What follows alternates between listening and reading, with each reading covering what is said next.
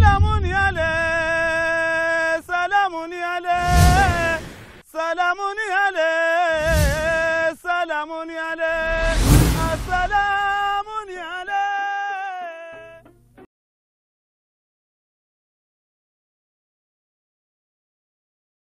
Chers amis fidèles à notre page culturelle, bonjour. Je ne vous apprends rien en disant que lutter contre l'oubli de notre passé ou de notre histoire est très important. Car cela répond à une question très simple. Comment savoir où l'on va si l'on ne sait pas d'où l'on vient? Nous allons inaugurer à travers cette page une petite série qui va mettre en lumière donc des noms. Les noms de ceux qui, d'une manière ou d'une autre, sans pour autant faire de la politique, sans pour autant être des autorités, en tout cas politiques. Donc les noms de ceux et celles qui, d'une manière ou d'une autre, ont apporté, parfois de manière imperceptible, leur petite pierre à l'édifice de cet archipel, en tout cas de cette nation, et même à sa survie, comme on le verra. C'est un devoir de mémoire. Mais ce n'est pas seulement ça. C'est aussi une source d'inspiration, inspiration pour les générations suivantes. Or, nous en sommes tous conscients, aux Comores, nous avons un problème avec la mémoire. Nous avons un problème avec notre histoire, comme si seul le présent n'avait de valeur à nos yeux. Aujourd'hui donc, cette page va essayer de mettre en lumière, de mettre au premier plan les noms de certaines personnes qui ont marqué notre pays. Aujourd'hui donc, nous allons parler d'une femme, oui, honneur aux femmes. Nous allons parler de la première sage-femme des Comores, de l'archipel des Comores. Il s'agit donc de Madame Afande.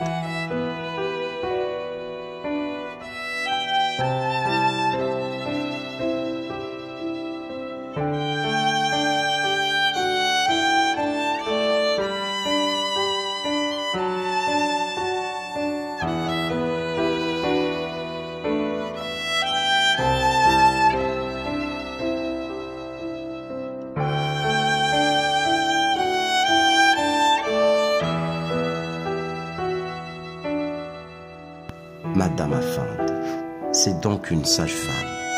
C'est la première sage-femme des Comores. Elle est arrivée aux Comores dans les années 60, au début des années 60. Là, je viens d'employer le verbe « arriver » en disant « elle est arrivée ». Forcément, elle n'était donc pas aux Comores. Mais d'où venait-elle? On aura la réponse dans quelques minutes. Mais en attendant, elle est arrivée dans un contexte extrêmement difficile, dans un pays où il n'y avait aucune sage-femme. Vous imaginez la tâche.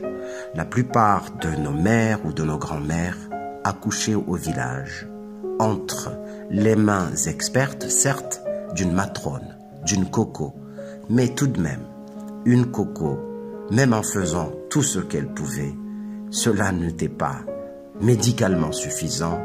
Or, Madame Afande va justement dans ce contexte-là arriver aux Comores et évidemment tenter de sauver quelques vies.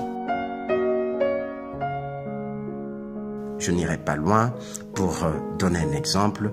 L'exemple est là. Celui qui vous parle.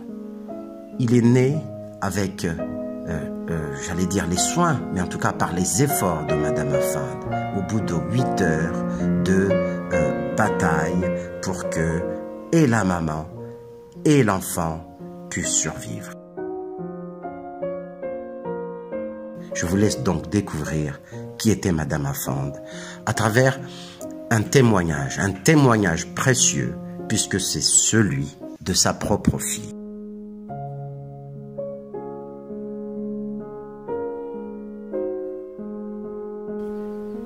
Madame Afande, qui s'appelle également Germaine Andrea Raoubissoua, a été la première sage-femme de l'archipel des Comores. Donc, elle est malgache, de la province de Majunga. Et elle est née d'un père qui était un gouverneur à l'époque de la colonie, qui était gouverneur de la province de Majunga. Elle a atterri aux Comores avec l'époque où c'était Madagascar indépendance, et elle était jeune sage-femme à l'hôpital Beflatan et s'est vue affectée aux Comores au moment où il y a eu transfert après l'indépendance. Et où est-ce que ton père l'a connue? Mon père l'a connue justement quand elle était élève sage-femme, et ils se sont mariés sur Madagascar. Et moi-même, je suis née là-bas, à Madagascar. Ils ont travaillé ensemble en tant que fonctionnaires sur Madagascar.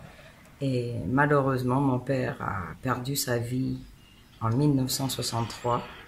Et maman a accepté de venir en Comores pour respecter le vœu que mon père avait émis, que ma mère nous envoie aux Comores pour qu'on soit élevés aux Comores, donc par amour pour son mari. Sinon, on aurait pu ne pas connaître nos origines comoriennes. Elle a travaillé combien de temps en tant que sage-femme aux Comores? Elle a travaillé de 1963 à 1987, qu'elle a été sage-femme aux Comores. Et entre-temps, elle était aussi passée sur Mayotte. Et elle a monté aussi la première école de sage-femme en Grande Comore.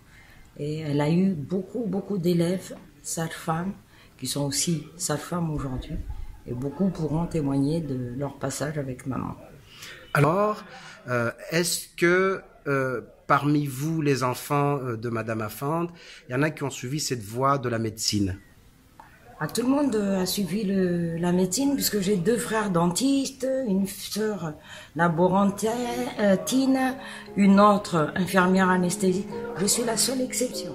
Mais c'est pas grave parce que tu n'as pas fait de la médecine, mais ce que tu fais est pratiquement la même chose parce que tu aides tes compatriotes à réussir dans différents domaines, notamment ce que tu fais ici à Mayotte. C'est aussi une action qu'on peut dire très humanitaire. Merci et à très bientôt, Warda, pour nous avoir donné ces quelques informations sur Madame Afande qui est ta maman. Merci beaucoup. Merci, Abdouadji.